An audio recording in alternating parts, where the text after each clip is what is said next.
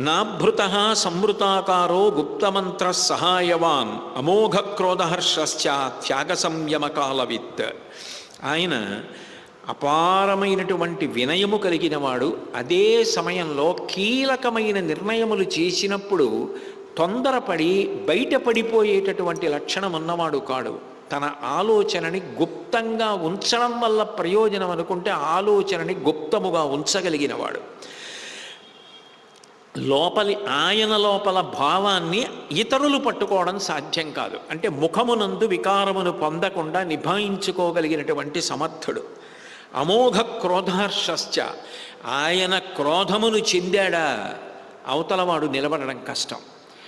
మండిత విస్ఫులింగ విషమ జ్వలితానల కీలలో అబ్జ గర్భాండము నిండ రామ వసుధాదిపుడేశడు వజ్రసాధన ఖండిత పంక్తి కంటకణ కంఠ పురాంతక శైలచాలనోద్దండ బల ప్రచండ పురదండ విఖండన చండకాండముల్ అంటాడు భాస్కరుడు రామాయణంలో. రాముడికే కోపం వచ్చి బాణప్రయోగం చేశాడా, ఇక తప్పుకోగలిగిన వాడు ఉండడు, ఆయన్ని రక్షించగలిగిన వాడు ఉండడు. ఆయన ఆగ్రహిస్తే అలా ఉంటుంది. ఆయన అనుగ్రహించాలనుకున్నాడా, పట్టి విడువరాదు నా చేయి. ఒక్కసారి ఆయన దగ్గరికి వెళ్ళి నేల మీద పడిపోయి రామా నేను నీవాడనన్నాడా, వాడిని వదిలిపెట్టాడు. సకృదేవ ప్రపన్నాయ తమాస్మీతి చయాచితే అభయం సర్వభూతేభ్యో దదామ్యే తద్వ్రతం మమ అంటాడు యుద్ధకాండలో.